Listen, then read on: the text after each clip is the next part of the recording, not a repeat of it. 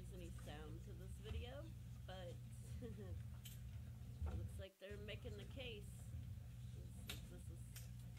This is going to show everybody in the world that there truly is an issue, because you've got every Border Patrol chief and agent, Border Patrol workers, things that have been seized at the border right there in front of you. Look at that. Wow. Well, Democrats, it looks like you have been called out on your nonsense. You've got every single... Ladies and gentlemen, the President of the United States.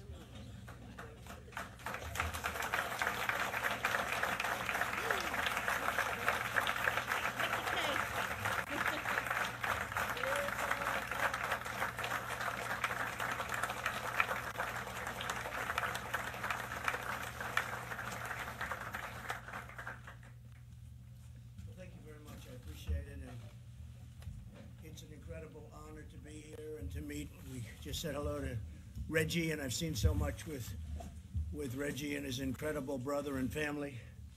And we're with you. You know that, right? You know that.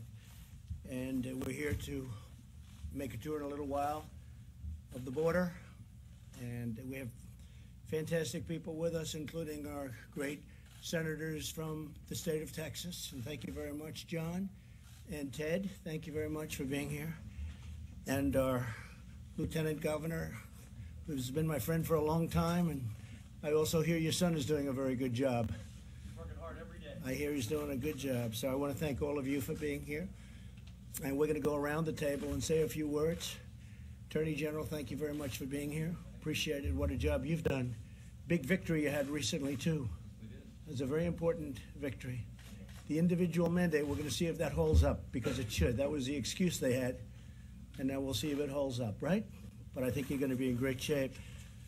I'm honored to be in McAllen, Texas, with the heroes of Border Patrol, and they are heroes. You know, you have so much. Border Patrol, ICE, and law enforcement generally. You take so much heat, you take so much abuse from people that don't know what they're talking about. I want to just say that you have a friend with this administration, and you have a friend with me. Nobody does a better job. Nobody does a better job.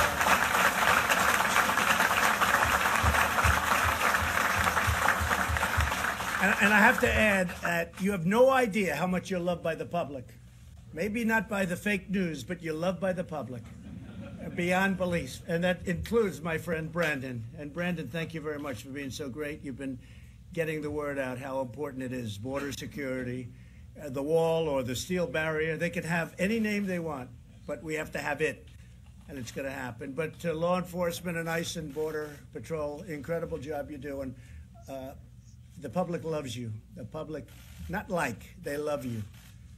And I just hope that none of you run for president, because you may be the one person that we have a problem with, because you are highly respected in our country and beyond our country. We know what you do with MS-13. We know what you do with the gangs. We know what you do with crime. And we also see what you do on the border. Boy, I'll tell you what, it's tough stuff. But it could be a lot easier for you, and you could be spread a lot differently if we had the walls, and we'll get it. We'll get it. I think we're winning the battle in a very big way. So I just want to thank you all in particular for being with us. Thank you very much, fellas. Thank you very much. Really incredible. I want to thank also Secretary Nielsen and Commissioner McAllen for being with us. We made the trip down from Washington. And again, Senator John Cornyn has been an incredible champion of what we're doing, and a very popular man in Texas. And I think we're running in 2 years together, and that's very good for both of us, I hope. I think it is. I think it's my honor, John. I want to tell you, the people in Texas love you.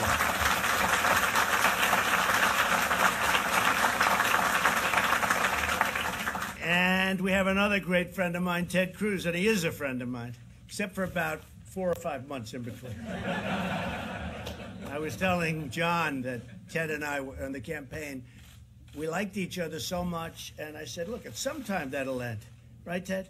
But we actually would do joint appearances together, and the press would say, when's it going to end? I said, it'll happen. Ted would say, too, it'll happen. We didn't know it would be quite that violent, but then the friendship is at least equal to what it was. And I just want to congratulate you because I was here. We had that arena with about 22,000. That was the Houston Arena. That was an incredible night, right? And we had, I think, 109,000 or 106,000 people wanting to come. They had thousands outside. And that was a few weeks before the election. I said, I think he's going to win. I think he's going to win nicely. And I want to just congratulate you. That was not easy. Thank you. And now he lost and he wants to run for president. And I said, I thought you had to win to run for president, right? But you did a great job, Ted. We appreciate it. Texas Attorney General Ken Paxton, who's led some incredible cases. Ken, thank you very much. And Lieutenant Governor Dan Patrick, who's been, again, a friend of mine for a long time. I also want to thank the governor. He's going on Fox tonight. And he sends his regards, and we're going to either see him later. He's coming into Washington. But the governor, who just had a great campaign also, he's been fantastic and a big believer in what we're doing. So say hello to him, and I'll speak to him later. Thanks also to Brandon Judd and the National Border Patrol Council. So Brandon, I've known him from the beginning. And almost before I announced, he was for my ideas, and he was for us. He was for me. And I appreciated it. I appreciated all you guys coming up last week. They had a big impact. We said to them, what do you want? Who knows better than them? He knows better than all of us put together. And that group was fantastic that we had in Washington just a few days ago. And they went on television, and anybody that listened wouldn't even have a doubt about it. So, Brandon, thank you, everybody. We appreciate it very much. Done a fantastic job. The Border Patrol's Rio Grande Valley sector. Who is from the sector? Do you have any specific guys here from, and ladies? Quite a few. Now, are you tougher than the rest? Are you just tougher than the rest? I don't know. Maybe. But I heard special. I heard special. Chief, oh, there they are. How are you? Come on over here. Come here, man. Look at this. Come here.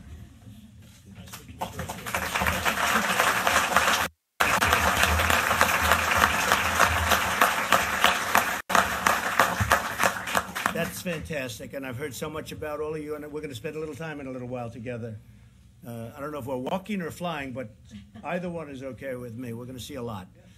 But thank you for being here. In a few moments, the American people will hear directly from our frontline border agents about the tremendous flood of illegal immigration, drug trafficking, human trafficking, a phenomena that has been going on for 1,000 years or more, and that you think was something that modern society wouldn't have. And hate to tell you that because of the internet, it's worse than ever before.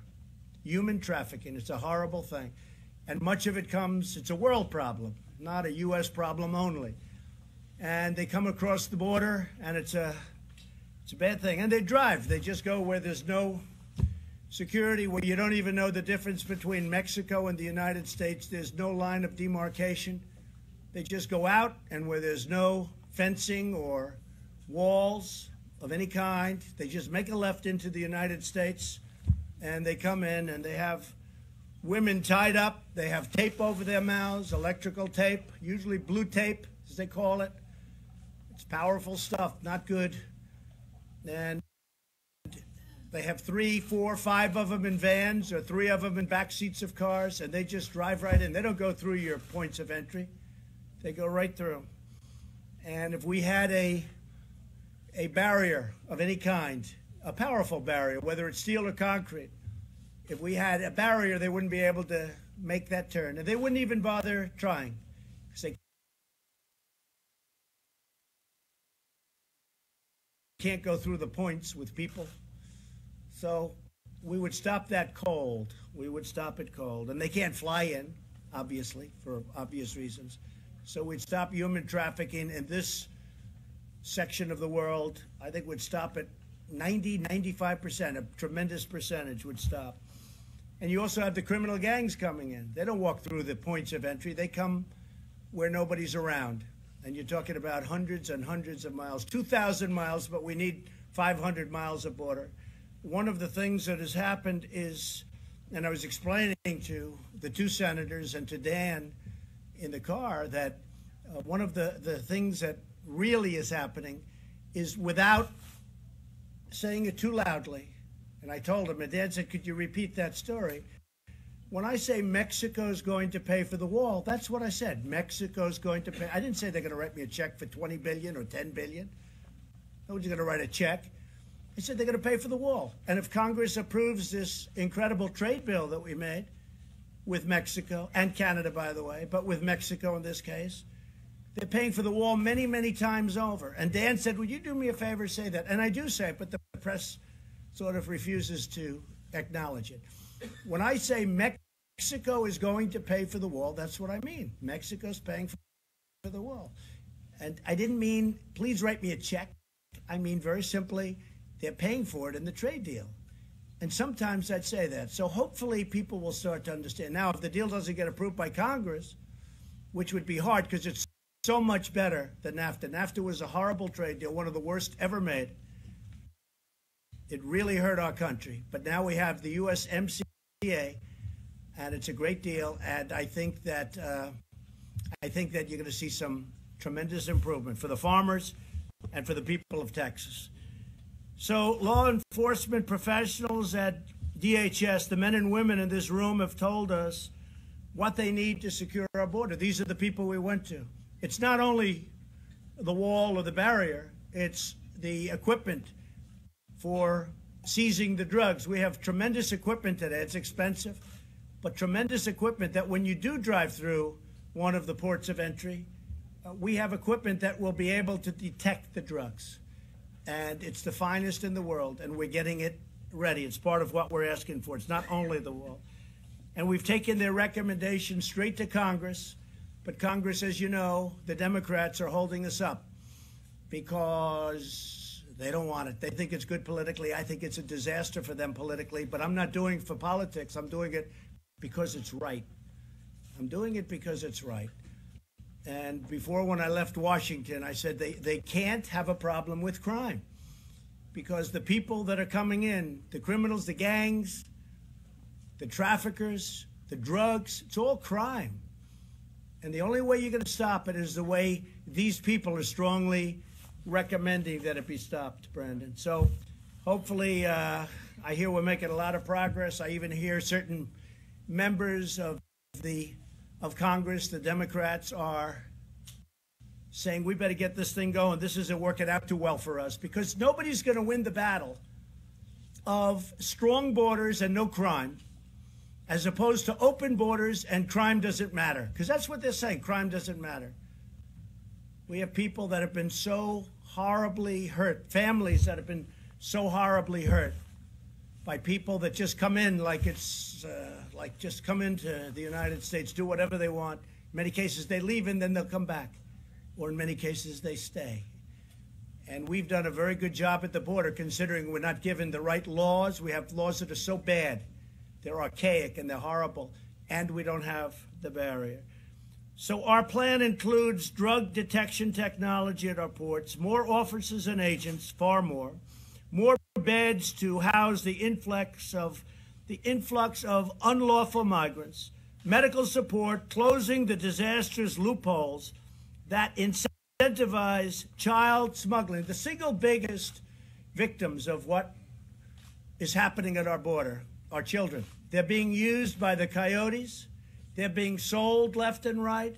People are grabbing them to get in because our laws are really lousy. And if you have a child with you, it's easier to get in. These people know it better than anybody, far better than the people in Washington. And I think the biggest victims are children and women. Women would be right there with the children. These are the victims. And it's women mostly in terms of the smuggling and what's going on with that. So we're going to take care of this problem. And to think anybody can even think about fighting it is ridiculous. So we're going to build a powerful steel barrier. They didn't want to use concrete. I said, okay, I'll use steel. It's stronger. It's also more expensive, by the way. but it's stronger. I'll use steel. So we'll call it a steel barrier. Now people should be happy. They said concrete. We don't want a concrete wall. I said, that's okay. We'll build a steel wall. I like it better if you want to know the truth, Ted. And we'll call it a barrier instead of a wall. And I'm okay with that, too. I don't care what you call it, but it's got to be there. Democrats have refused to listen to the border agents, and they say this is a manufactured crisis. That's their new soundbite. All over, I turn the television. You know, I call it the opposition party. It's called the fake news media. And what happens is every network has manufactured crisis. This is every one of them. It's like they, send out to everybody, let's use this soundbite today. So it's a but it's not. What is manufactured is the use of the word manufactured. It's manufactured by them. Every single of the negatives. But they're not winning because it's common sense. It's common sense. They say a wall is medieval. Well, so is a wheel. A wheel is older than a wall. And I looked, and every single car out there, even the really expensive ones that the Secret Service uses, and believe me, they are expensive. I said, do they all have wheels? Yes. Oh, I thought it was medieval. The wheel is older than the wall. You know that? And there are some things that work. You know what? A wheel works and a wall works. Nothing like a wall. The government shut down because Democrats will not fund border security. Plain and simple. And again, more than just the walls. Their open borders agenda threatened all American families, including millions of legal immigrants throughout our nation. In the last 2 years alone, our courageous ICE officers, many of whom are with us, arrested criminal aliens charged with or convicted of 100,000 assaults. This is in the last year. 30,000 sex crimes and 4,000 violent killings. We're deeply moved to have with us Reggie Singh, whose brother Ronald Singh, an incredible guy. I mean, I watched and I rarely felt worse in watching news of our nation than watching your family and the love that you have for your brother. I could see that, Reggie, the way it came through. It came through loud and clear.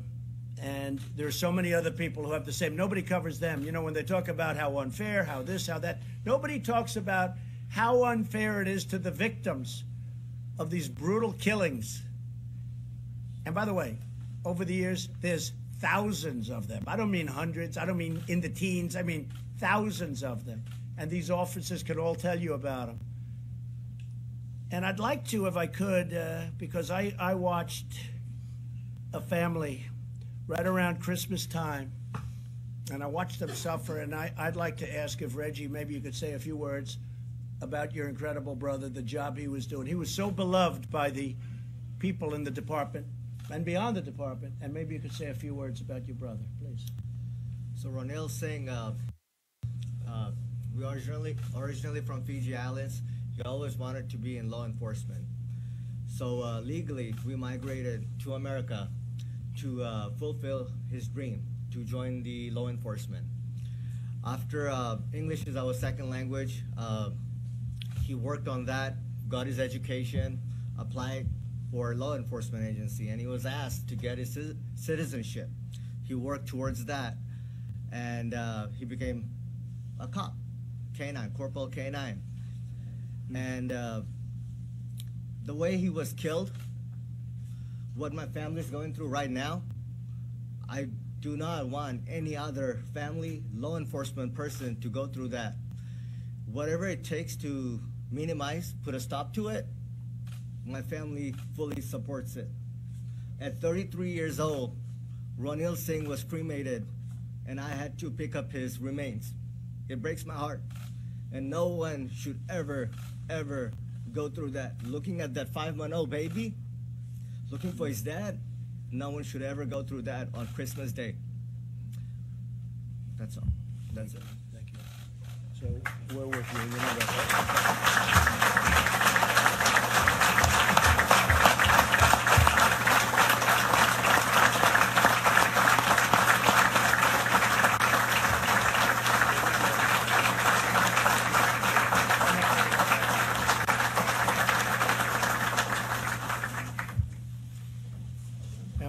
one, too. That was a tough one for a lot of people. Not only the family, for a lot of people in this country. That was a tough thing to watch. Also with us, Marie Vega, whose son, Border Patrol agent Javier Vega Jr., who is another person who was loved by so many in the department, on the Border Patrol. We had so many people talking. They're still talking so much about him. It happened in 2014. He was out fishing with his wife, his parents, and his kids. And Marie, I'd like to maybe say a little bit about your son, because he is so loved and respected still in this room. Please. Thank you. Thank you. My name's Marie Vega. We have 2 sons, my husband Javier and I. Very proud of both of them Marines. Harvey, at a very young age, expressed a love for law enforcement. And like, you know, the parent that wants the child to grow up and be something and be a productive human, we supported him. And he showed interest in the police force. Numerous times he rode with the police officers around our town, surrounding towns. When he was in high school, he told us that he wanted to be a Marine. And of course, it's like, okay, you want to be a Marine, you're going to start this, you're going to follow through, and you're going to finish it. And that's what he did. He became a Marine.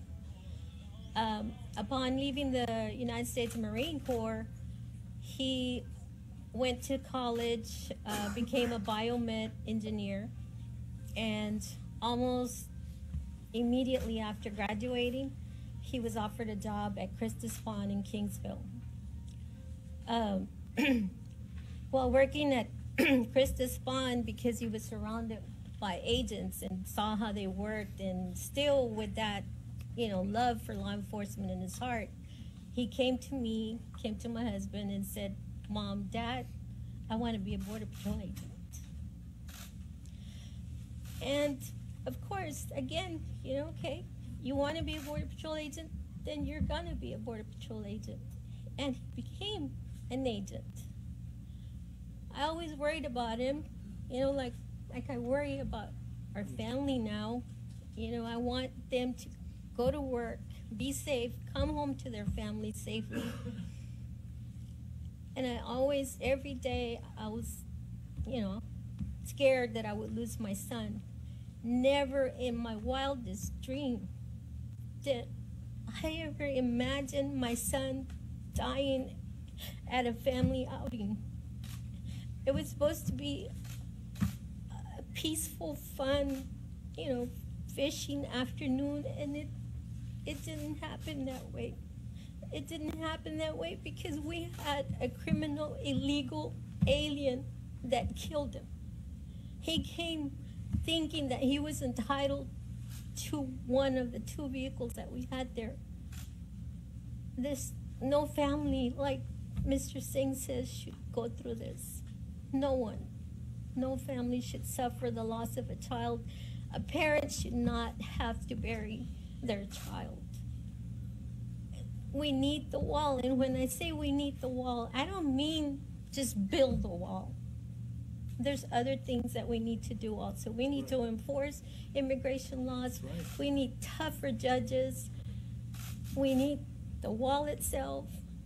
Our Border Patrol agents need to have what they should have, the equipment, the materials they need to do their job. Thank you very much. You're 100% right. Thank you.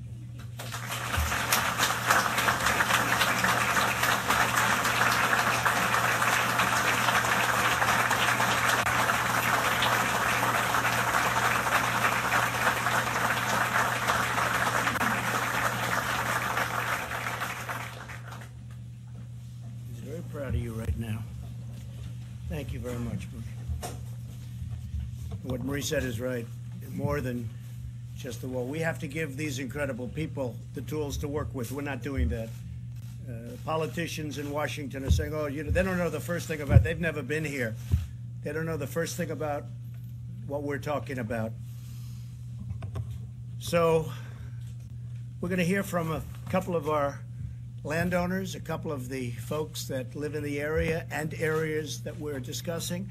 I think I'd like to start off with our Texas leaders, and they are indeed leaders, and say a few words about what we're here for and what we support and what's going to happen, and we have no choice. And maybe we'll start with John Cornyn. Senator Cornyn, say a few words, please. Well, thank you, Mr. President, for being here. Thank you. And for hearing firsthand from not only the people who suffered at the hands of the crime that occurs as a result of people who don't come here to achieve their American dream, but people who come here to cause death and destruction and human misery. Before you, you see, maybe we'll have somebody go through some of the things that are in front of us, but I see here, for example, heroin and methamphetamine that's been seized. You see bulk cash, $362,000.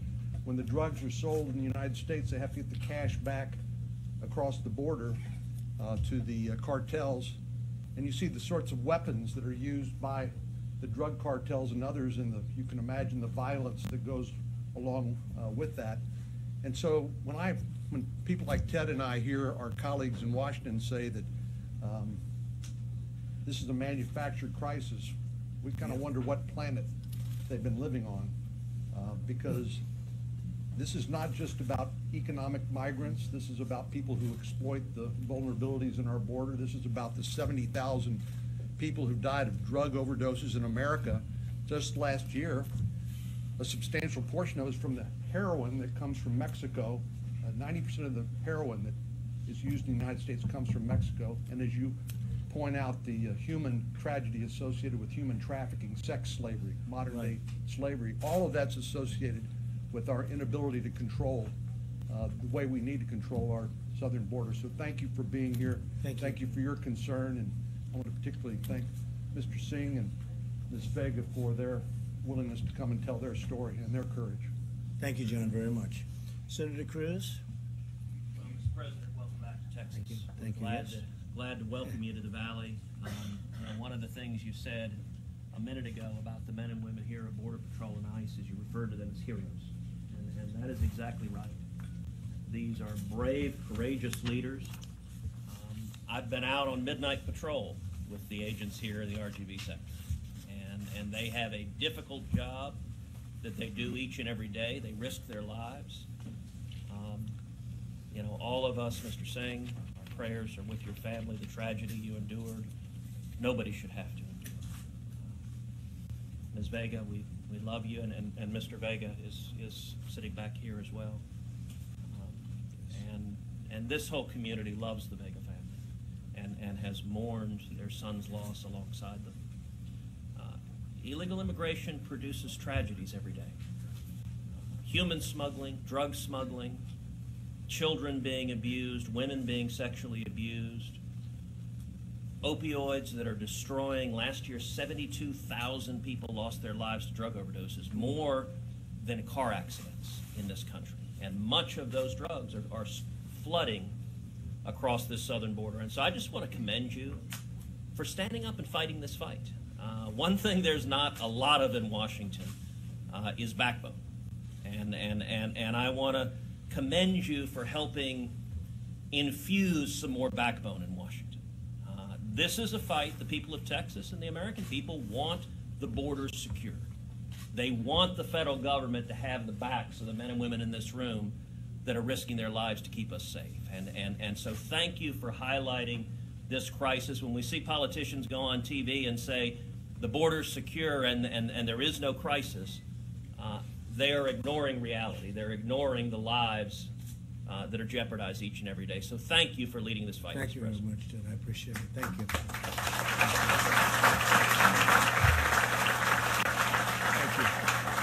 you. Dan, if you could say a few words also, I'd like to have somebody get up and give us, just for the media, a little definition of exactly what's in front of us, because it looks pretty brutal. This is not a manufactured deal, as you say. This is the real stuff. And this is nothing compared to what they have. This is actually nothing compared to what they have. So is somebody going to be able to explain this to us quickly? Good. Good. Carlos, please, go ahead. Please. Thank you. Thank you.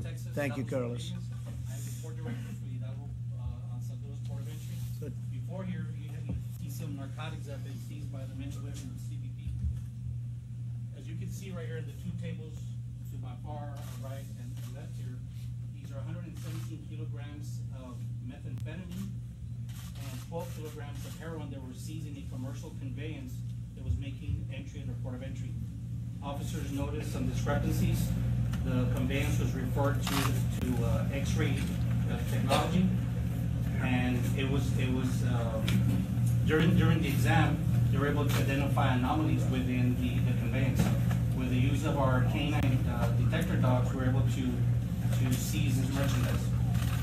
Right here at this particular one, these are fire extinguishers. These fire extinguishers were intercepted at the port of Progreso, Texas.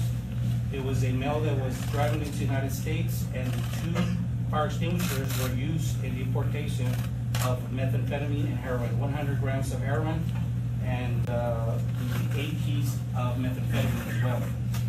Also, we have some weapons that were seized at our ports of entry, also with the assistance of our federal partners and state partners as well. So we have 3 gold handguns. They're gold-plated, encrusted with diamonds. Those were seized at the Laredo port of entry. You have an AR-15 that was seized with the assistance of our state and local partners, with the task force officers. You have an AK-47 that was seized by the officers at the Hidalgo port of entry going southbound. During the southbound inspection, there was nervous behavior that was displayed by the driver. Subsequently, the officers were able to find the AK-47 in the back seat. You also have a 50 caliber rifle. During the inspection at the port of entry, officers with the use of NII equipment or X-rays were able to detect a compartment. That compartment was found in the back seat of a vehicle. Subsequently, with the assistance of our Homeland Security investigative partners and Air Marine, there was a surveillance that was conducted on the vehicle, went to a undisclosed location. From that location, a traffic stop was conducted, and the 50 caliber rifle was found, sir. Now, with these 3 guns that you see, they're gold-plated handguns and with diamonds present. Okay, I think that says it all. This is just all recent. This is all very recent. Good morning, Mr. They President. They didn't have to go very far. This is all very recent. Good morning, Mr. President, and welcome to the McAllen Station. I am the patrol agent in charge here at the McAllen Station, so we're very pleased to have you here. $362,000. This is a multi-agency seizure. It actually was detected by a Weslaco Border Patrol Station K-9 handler. What ended up happening, there was a suspected currency smuggler who, due to a traffic stop, resulted in further investigation. He gave us consent into his house. K-9 came in, searched, and this was caught. This suspect was suspected also of marriage fraud. He was an overstay. He also had multi-thousands of dollars of financial transactions, all illicit activity. 362,000 of many. And the dogs are incredible, aren't they? In They're a terms great of tool. finding the drugs, but also they find money and drugs. They find drugs. They also find And they find people. people that are hidden. And when we get a chance, I have some other things I want to tell you. Sure, go ahead. Yes, absolutely. I'll start it right here, sir, if you will. So, Calpuria's checkpoint, which is north of here, 2 suspects that were being smuggled in the trunk of a car. It just so happens after register checks were run, one of the subjects actually had an Interpol hit. He was actually wanted out of Spain for murder. Here, we've got pictures depicting some seizures of marijuana and firearms. It just so happens when this multi-agency task force Border Patrol included went to go execute a warrant. The suspects inside the house actually started trying to burn the marijuana and actually try to throw it throughout the yard. But we were able to successfully get in, seize the marijuana, and make the arrest as well as other seizures. This here, very sad. Your words resonate with me. It's very dangerous. We've got a vehicle that failed to yield to Border Patrol agents. This vehicle, eventually, the driver lost control, impelled the vehicle onto a pipe gate. A juvenile died in that vehicle. 15 to 16 other subjects seriously injured, all illegal in the United States. Here you're seeing the inside of a horse trailer where smugglers endangered these folks that they were smuggling, again, at the Papudas checkpoint. Here, this is just a couple of miles from here, from where we're standing. This is a tunnel. This is the second tunnel that recently that we have located. This is an area that we actually have wall, and we actually have some technology and agents. That piece of area was really important to the criminal organization. We are doing such a great job utilizing the right resource in that particular area that they've become so frustrated they're using other tactics. They're actually digging tunnels. This is about 25 feet long, about 2 to 3 feet high. We were fortunate enough that when the station next to us, their boat patrol actually launched in our area and went down. They're very vigilant. They look for new landings. They look for anything that was different the day before, and they were actually able to see. This was very well hidden, but they were so vigilant, they found this. There is no telling what all else was going to come through this. They were successful. Here, this vehicle was actually floated across the Rio Grande River with narcotics. Floated on a trailer with barrels. Narcotics in the bed of the truck, narcotics in the cab of the truck. This is technology that we have here in the McAllen area making use of. That group is actually along the Rio Grande, but on the Mexican side, getting ready to cross the United States. That technology is so important, so our agents have time to go over there and deter that traffic. We've got large groups coming in. And sadly, this is a deceased subject, somebody who probably was trying to cross the Rio Grande, who didn't make it, and he died. He drowned. You want to go ahead? Mr. President. Right here, 2 juveniles from Mexico trying to smuggle over 1,000 pounds here, again in the McAllen area. They actually ran the vehicle, they ran into a Border Patrol agent. That's an assault. They were trying to get away. 2 juveniles, over 1,000 pounds of marijuana. This is a stash house, Mr. President. The smugglers, they don't care. They're treating human beings as commodities. They put them in deplorable situations. Sometimes they're in these houses up to 8 days, sometimes even more. This is terrible. This is just, the American people need to understand, like you stated just now, we know better. We know what the cost is to families, to our communities, to the country. We're here to serve, and we're here to protect not just ourselves and everybody in the country, but even the people who are being taken advantage of. That was a great presentation. Thank you. Very much.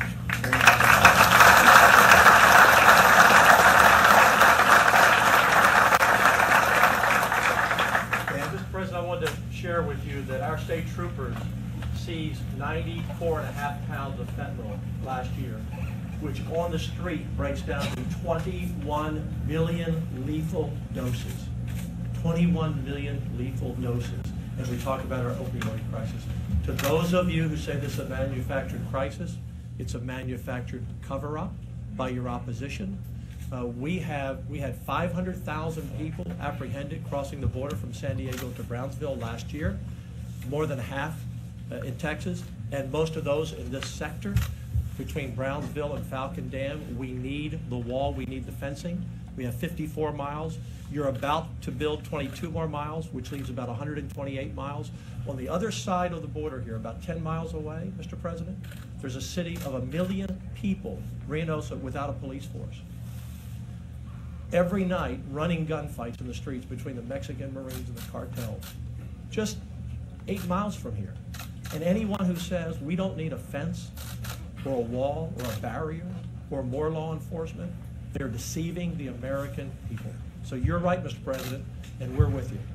And they say it's immoral. What's immoral is all the killing that's taking place by people just walking across. Sir, deceiving the American people. That's They are, immoral. they are, and they know better, and they all know it's an indefensible position. And even people that aren't into it like we are, where we're studying it and working and we want to end it and we can end it, everybody knows that what we're saying is right.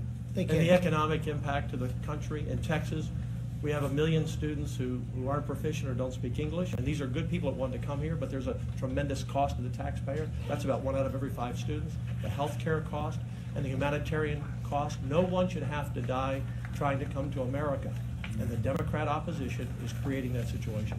Yeah. Okay, well, I want to thank you, and I think a lot of Thank you people for are coming. getting it now because it's very simple. It's not complex. If we don't have a barrier, a very substantial barrier of some kind, you're never going to be able to solve this problem. And everybody gets it, whether you're educated in this world or not educated in this world. You don't have to be at all. They all get it. And that's why you see Congress now. Democrats in Congress are coming out and say, hey, we don't like this subject. It was just a big article. I won't give your competition the publicity, but there was a big article in a very important media outlet that just came out where a lot of the young Democrats just elected to office are breaking up, and they're saying, hey, wait a minute, our position, meaning the Democrats' position of no barrier, no wall, is indefensible. And it's going to happen. It's going to happen more and more because it's common sense. Mark, would you say something, please? You've done a great job. Well, Mr. President, I'd like to say that, as you well know, the Department of Defense is fully supporting the Department of Homeland Security and Customs and Border Patrol with thousands of service members for multiple components, and we continue to lead forward and want to support in the mission as we look ahead. And I called on you and I called on the Department of Defense to come down and help because we had caravans forming. We have another one forming, believe it or not, in Honduras, and we pay them tens of millions of dollars. They do nothing for us. They do nothing. And if you think that country is trying to stop, don't believe it, okay? And that goes for Guatemala, that goes for El Salvador. If they want to stop it, they can stop it. But they form, and then they come in through Mexico, they break in, and you saw what happened. They broke in because they didn't have the wall, and I think they're thinking about building a wall on their southern border now. But I want to thank the military. They've been incredible. They came up, and from day one they worked. Nobody's seen anybody work like that, and they put the essentially barbed wire, but it's called barbed wire times 10. And it was very effective, to put it mildly, very effective. Without that, it would have been a stampede right into our country. So I just want to thank the military. I know you're still working with us on it. And unfortunately, I have to tell you that they have another one forming, and we'll handle that as it happens. And we're working with Mexico. We appreciate that, but we're working with Mexico very much. Attorney General, please say a few words. Thank you so much for coming to the border. So many people in Washington talk about the borders that they know what's going on and they don't come down here. So thank you. Also, thank you for your vision, your persistence, your willingness to stand up. I think like no other leader we've had, president or non-president, you've done more for border security to push this forward. And look, we have 2 stories, horrific stories of people losing their lives. And in Texas, unfortunately, you're not the only 2 families that have suffered. We keep track of statistics in Texas related to border security. Our state police has addressed hundreds of thousands of crimes, hundreds of homicides, and so we have hundreds of thousands of stories just like this that have affected real people and our families in Texas, and so thank you for addressing that. We also hear that the narrative is that the wall won't work. If you go to El Paso, we've put up a barrier there. I think it was under the Bush administration. It's over 100 miles long. El Paso used to have one of the highest crime rates in America. After that fence went up and separated Juarez, which still has extremely high crime rate, the crime rates in El Paso are now some of the lowest in the country, so we know it works. So the narrative is incorrect, and we've tested it in Texas. And finally, I wanted to say something about your comments about human trafficking. I started a human trafficking unit my first year in office, and I did it largely because of the border. We have the second highest human trafficking rate in the country. Over 300,000 people are victims of that crime every year. That's the research. Houston is the worst city in America, and so we're addressing that, and border security will clearly have a positive impact on those horrible and horrific statistics that are affecting our women and our children. So thank you very much, Mr. President. And thank you very much. And what you're saying is interesting, because you'll have a wall or a barrier, and then you won't. And what they do is they walk up, can't get through, they come in, and they eventually find an opening, and it's the openings where they come in. And we don't want to have the openings. We're going to have gates where they come in legally, but other than that, we don't want to have openings. And you'll see the crime rate in this country go way down. And we're already doing very well in terms of crime rate, but it's not being helped by what's going on. We could make it a lot better. So I appreciate it very much. Thank you very much, Ken. Brandon? Absolutely. Mr. President, I came here and this big gentleman right here, he said he didn't like that 50 cal pointing at his head. He played football. Right. He played football at the University of Missouri. I told him it wouldn't even put a dent in him. So, That's right. He might be able to handle it. Huh? He was the right person to put that. I appreciate the leadership that you've provided. I appreciate the access that you have given our Border Patrol agents to our leaders, like Secretary Nielsen. Nobody has ever come down and spoken to our agents as much as Secretary Nielsen has, and we appreciate that. We appreciate the leadership Commissioner McAllen has provided, and the access that you have allowed our agents with these individuals. I appreciate you having Senator Corner and Senator Cruz here with us today. These two individuals played such a huge role in getting Javier Vega's death declared as a line of duty death. Without their leadership, that wouldn't have happened, and I appreciate you allowing them to be here. From a personal experience as a Border Patrol agent, I can tell you what barriers do. I started my career in El Centro, California 21 years ago. We had very few barriers. We had illegal border crossings that were out of control. It was the busiest sector at that time. We put up physical barriers and illegal border crossings dropped exponentially. I then went to Naco, Arizona. We were the busiest station at that time, 2004, 2005. We were arresting one small station. We were arresting over 100,000 illegal aliens per year at that station. We built physical barriers. It dropped from 100,000 down to 20,000. That's how physical barriers work. They work, and we appreciate the leadership that you're providing in order to get us those things that we need, such as personnel, technology, and the infrastructure, which is barriers. Thank you very much, Mr. President. Thank you very much. And Brandon, it's been, you just sit here listening. It's like not a contest. There's no two sides or anything. And all they're doing is looking at 2020. And they figure they can't win, maybe they can do this, or they can come up with some other issue. I can tell you about another couple of issues they're using. And because we've had great achievement, but I won't consider myself to have that great achievement unless we can straighten out your border. And we're working on it. And your son and your brother will not have died in vain, I can tell you that. They will not have died in vain. It's a very important purpose to all of this. Very important. Monty, I agree, that's a very uncomfortable position. I don't know. I wouldn't want to be in that chair, but you're a tough guy. You can handle it. Please, say a few words. Mr. President, first thing I want to say is thank you for taking the time out of your busy schedule to come down here and address the situation that we do live on a daily basis. Not only us as ranchers or anything, but all the law enforcement agencies. Senator Cruz hit it right on the head whenever he said, you know, you got a backbone, and that's exactly why we elected you and wanted you in the White House, and we appreciate you not giving up on that. I grew up in the Rio Grande Valley, born and raised down here. My family's third generation down here. 15, 20 years ago, we didn't have this kind of problem. We had a great flow of illegal immigrants coming across, but those people were harmless and they wanted to come over here for a better life and work. Unfortunately, it's not the same thing anymore. There's been many times where we'd be out on the ranch, or even at 3 o'clock in the morning, cold, drizzly, rainy night, have a family come up and beat on my back door or on the front porch. I go out there, and it's a family in distress. You know, we feed them, we water them, and they're asking for help. We're passionate people, and that's what we do. So we call for help, we get them over there, we feed them, clothe them, whatever we have to do. Unfortunately, a few times we've also had a few young females come up that you could tell had been sexually assaulted. They were scared out of their mind. They get led around in the brush for 3 or 4 days and get disoriented on their direction and told by their coyotes that Houston's right there, this is where you want to go. These people paid $3,000 a piece to come across. It's everything that they could garnish up, you know, wage-wise, to pay these people. They walk them 10 miles across the border, walk them around in the brush, and disappear on them. They're lost, they're hopeless, they don't know what to do, so they give up and they say, can you call Border Patrol for me? Border Patrol, my hat's off to you guys. I see how you work all the time. You're undermanned. Sheriff Department, everybody. We got a great sheriff in Hidalgo County, and proud to call him my friend as well.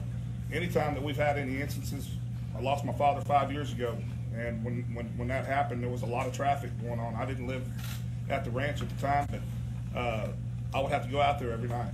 So I was the constant bother to the sheriff, I'm sure, and he was there to help me all the time. These guys, they're the Border Patrol right now, their hands are tied, and these immigrants, they know it. So they know that they get over here and they're going to get caught, but they're going to get let go. To me, that's something that I think that really needs to be addressed. And yes, I agree with the wall. There's a lot of farmers and landowners that I do know that are on the river, and they're a little upset because of the eminent domain. That brings up the question there as far as, you know, all the acreages they're losing with that wall. Maybe there's something that you can devise with those owners and say, hey, you know what? We don't want to drill right down through the middle of your property. Let's rearrange it and get a little closer to the river or something. And I think that would probably forego, and you'll see a lot more cooperation with that. Okay, I agree with you. I think you're right, Monty. Thank you, Mr. President. And the laws are a big problem. You know, they call one catch and release. You catch them and you release them. You know, other countries, for the most part, you go into the country and they say, excuse me, these people, get out. You have to get out, sorry. And nobody tries to get in because they know they can't. With us, we take them through court proceedings. We have to hire hundreds of judges. How do you get hundreds of judges? Hundreds of judges. You go through a proceeding, they check you in, then they can't do the proceeding because there's 800,000 people now waiting. Think of it, 800,000 people. How ridiculous is this? If they set 1 foot on U.S. property, so to speak, they end up having to go to a trial. So they take the name and they say, you can go now, come back in 3 years, you have a trial. This is the United States law, by the way, and made worse by the Ninth Circuit. The Ninth Circuit is a disaster, made worse by the Ninth. If you go to the Ninth Circuit, if you're on the other side of what everybody in this room is all about, and frankly, what most of the people in the country are all about, it's almost like an automatic loss. It's like an automatic loss. They take a case to the Ninth Circuit that's nowhere near the Ninth Circuit. That has nothing to do with the Ninth Circuit. So we're bucking a bad system, and we're bucking a lot of things that are bad, and we're apprehending more people than ever apprehended before. But the laws are really against us, and we're doing well anyway, but we have to do much better, and we can do only better if we have a physical barrier. Because this way we don't have even with the bad laws, you have a physical barrier, they can't come into our country. If I may, Mr. President, I married into a law enforcement family. Agent Jaime Zapata was the agent killed down in Mexico. You know, it was pretty hard going through that, and I kind of feel y'all's pain. Jaime and I were not all that close at first. We became really, really good friends after that. After that happened, I don't know how, but the killers, when they got sent or went up to D.C., they were allowed to bring their entire family and put them up on the taxpayer's dollar, and in front of his parents, just paraded them around, and it was like a stab in the back, you know, for the government that he gave his life for, and it just. When was that? How long ago? Sir, that was right at last year when they finally went to sentencing. So convicted. Somebody took the fall for it. I can't say that it was the correct person that pulled the trigger. Yeah, that's bad stuff. Yes, sir. Pastor, please. Well, thank you, Mr. President, first for coming to Texas and for the Rio Grande Valley. I especially want to thank you for calling this what it is, a humanitarian crisis.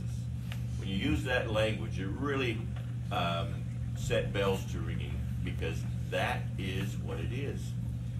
People in my profession see the suffering, the human suffering brought by drugs, by the arms that are brought across, making our communities more violent, the trafficking of women and children especially, and boys and young males as well. And the truth that needs to be talked about, that is seldom talked about, is the amount of underreporting of the crime.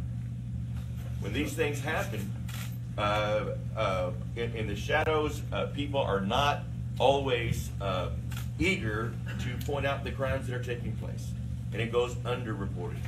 But people in my profession, especially Spanish-speaking pastors, in this sector, know firsthand the human suffering, the human toll that's taking place because of the onslaught, the sickness, the disease, the lack of sanitation that's going on because of the bunch up at the border and people trying to come in. So I just want to give a very heartfelt thanks, because I have had the privilege of visiting with you before. I know your heart of compassion, although some don't want to paint you as having a heart of compassion. I know you as a man that does have this heart of compassion. It's genuine and authentic. And the fact that you called it what it is, it's a crisis and a humanitarian crisis. And again, the pastors that I'm here representing today salute you and thank you for wanting to bring an end to untold suffering that's taking place on our southern border. Thank you, Mr. Thank President. you, Pastor Burden. It's good to see you again. Thank you. Appreciate it. Thank you. Commissioner? Thank you, Mr. President. Obviously, you came to the right part of the border to really bring this border security and humanitarian crisis into focus. Number one, for illegal crossings. Number two, for hard narcotics, both between our ports of entry, as you saw in the briefing, at the ports, and then the humanitarian cost. The families and children crossing here, over half the families that cross our border in the whole country cross here in South Texas. And so we have our men and women, our trained law enforcement officers, dealing with care for children and families in a very challenging environment. And so I just wanted to say I'm incredibly proud of the agents, officers, air marine professionals that are serving down here, staying focused on the mission despite the challenging environment at this time. Very proud of the briefing from Melissa and Carlos, telling you with their heart and soul what they do every day to protect our country and our fellow citizens. And I just got to say the resources the administration is asking for from Congress are directly targeted at all three elements of this crisis. The border barrier, technology, agents and officers that we need to address the security threats. And we're building a new barrier, as Lieutenant Governor noted, starting in February right here. Thank you. Also the technology, the ports of entry to stop the drugs. That's a critical element. And very importantly, you asked for humanitarian resources, so we can provide different facilities, medical support to get our agents out of the child care business and help protect families that are crossing and in this violent cycle. It's all controlled by violent criminals in Mexico, primarily transnational criminal organizations. We want to combat that with these resources. So thank you for the support. Thank you, Commissioner. Look forward to showing you more on the road. Thank you. A little while. We'll be there a little while. That's great. One of the things that Dan Patrick suggested, which I thought was very interesting, was give the state of Texas a relatively small amount of money. They'll build the wall themselves because they want to build it. Right. And I thought that was not the worst idea I've ever heard, although I still think I can do it cheaper than you. I still think I can do it. But I do like the idea. And we're going to look at a couple of ways of doing it where you guys get it up. You do things very well in Texas, and I like that idea. So we'll take a look. And Dan, could I ask you to say a few words, please? Yes, Mr. President. I'm Dan Bible. I'm the Field Office Director with ICRO for the San Antonio Field Office. And with the inflow of the immigrants that are coming across in these unprecedented numbers, our officers also are coming down to the border to support that effort to deal with the women and children. But those are the same officers that we would be using in the community itself, looking for those public safety threats and criminal aliens, which are now reprogrammed to come down here to deal with the humanitarian crisis. Over this past year, I would say over half the time those officers on my task forces and everything were brought back down to deal with these crises. And when we look at the family units and stuff that come across in reality, we either just release them right out the door once we take them in, if they're not in a composition that can go into one of our family residential centers. But even if they get to one of our family residential centers, due to some of the legal decisions and stuff, we have 20 days to release them from there. So essentially, they're being just released to the street as well. So pulling our officers away from doing criminal enforcement to just basically release family units, it's kind of deteriorating the system, and also reducing the secondary how would you put it, barrier for them to keep coming, right? I mean, once you get past, if all my agents are at the border doing this, they kind of get a free run in the communities, which make the communities less safe. You're right, and it's not just what's going on at the border. That's really almost a lesser problem. They get through the border, and then they filter out throughout the whole country. And you have MS-13 all over Long Island and all over other places. We're getting them out by the thousands. The ICE folks are doing incredibly in getting them out, and they are rough and tough, but I will tell you a little secret. ICE is a lot rougher and a lot tougher and a lot smarter, but still it's a lot of people that they have to get out. But it's not the crime at the border, which has got its own problems. It's what happens once they get through the border and they're dispersed, or they disperse themselves throughout the country. And all of that crime is because of it. Yes, John? Mr. President, I know just before we end, I suspect we'll hear from Secretary Nielsen, who's doing a great job at DHS. But I just want to acknowledge all the local officials here, the mayors and the county judges and others who support these men and women who wear the green and blue uniforms, right, and who basically end up having to try to manage this humanitarian crisis that's flooded across the border because of the gaps in our law that you've already described. And you know, we are set up as a country to deal with legal immigration. We applaud legal immigration, but illegal immigration, particularly when it floods over here, we're just not prepared for, especially with these large caravans, and it's created a humanitarian crisis that these men and women who are local elected officials have had to deal with. So I wonder if you wouldn't mind if we asked them to stand so we could recognize them and thank them for what they're doing.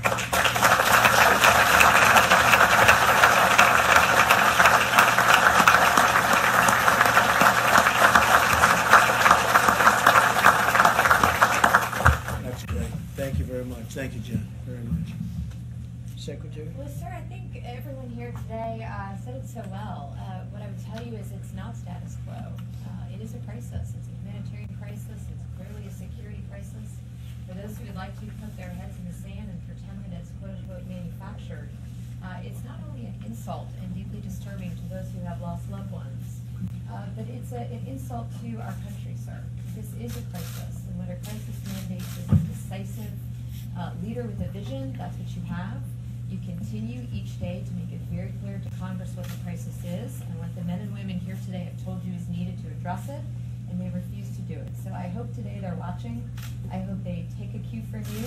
They decide to be leaders and they do what this country needs and help us secure it. Well, thank you, Secretary. You're doing a great job, and you're working hard. I will tell you that. She's working hard. Every time I speak to her, she's in a different location, usually along the border. And Commissioner, you and the Secretary and everybody else, we appreciate it very much. And we're getting there. I think we're making a lot of progress. And I have to say that my sacred duty, most sacred duty as President, is to defend the people of our nation. That's whether it's from foreign nations or along a border. It's all defending our people and defending them properly and strongly and really rightly, justly. And that's what I'm doing. And it would be a lot easier for me not to do this. It would be a lot easier not to say anything and let this go on. This should have been taken care of 30 years ago, 20 years ago, 10 years ago. It should have been taken care of. I've seen all the speeches made by all the presidents and a lot of people that worked under the presidents. And you say, what happened? Nothing happened. They were going to build this wall in 2003, in 2006. They were going to build it 20 years ago. They were going to build it forever. And little sections got built. And I will say, we've done a lot of renovation. We have a lot of new wall going up where we took down wall because it was in such bad shape, and we put new wall up. We've done a lot of work, but we have work to do. So I hope that the Democrats get together and work on a problem that is truly, it's compassion, it's everything. It's also national security. just like it's a foreign country, it's a foreign world. In many cases, it is a foreign country. We're under attack in a certain way. And we're certainly under attack by criminal gangs, by criminals themselves, by the human traffickers, and by drugs of all kinds. Much of it comes through the southern border. And if we can do a really great job, and we will, of putting up the barriers, putting up the walls, putting up the fences, putting up everything that we have planned, fixing what's good but isn't working so well anymore because it's decrepit, it's old, it's torn up from years of abuse and all of the things that happen, we will have done a great service. And, you know, somebody was saying that moving the embassy to Jerusalem, I got it done. Every president talked about it for many, many years, for decades. They talked about it, they campaigned on it. In every instance, they campaigned on it, they never got it done. Same thing here, same exact thing. I got that done, and we're going to get this done too. And this is really the defense of our country. And this is compassion, Pastor, very much so. It's compassion. It's compassion for our people. And we don't want to have situations like Reggie had in his family where he lost a brother who was special. Or like Marie had with your son, who was, I mean, they still talk about your son as being such a great young man. We don't want that. We don't want that. So we're working very hard. We're going to get it done. We are really on the right side of an issue. And I think actually, I know you don't see it yet, but I feel about things. I think the other side is starting to get it. I may be wrong, but I really believe the other side is starting to understand what's going on. They're on the wrong side of a very important issue. We're going to have it taken care of. I want to thank everybody. And you're right, John, the mayors and all the representatives have done such a great job. And some of you I know. I'm sure I'll get to know the rest of you. But especially I want to thank Marie and I want to thank Reggie for being here. And I want to thank all of the people, Border Patrol, Brandon, thank you very much, Border Patrol, ICE, and law enforcement for being here. We are with you 1,000%. Thank you.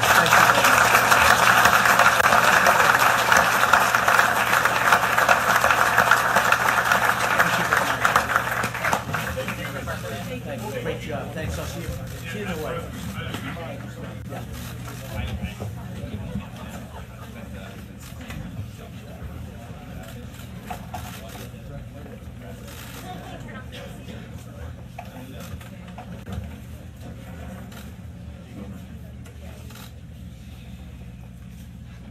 Thanks, Joe.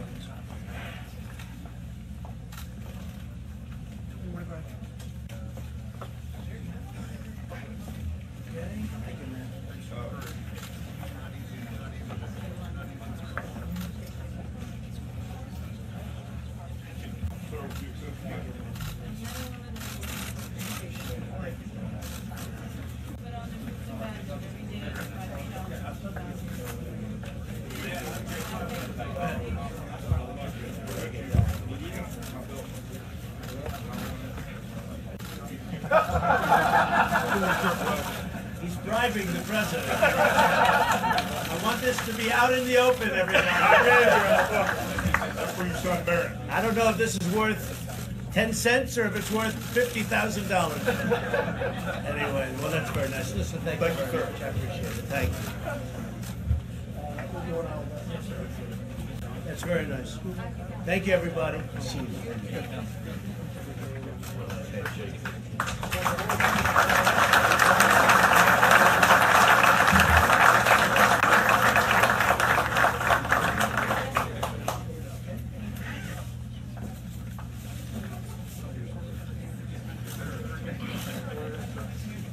Got it? All right, here we go.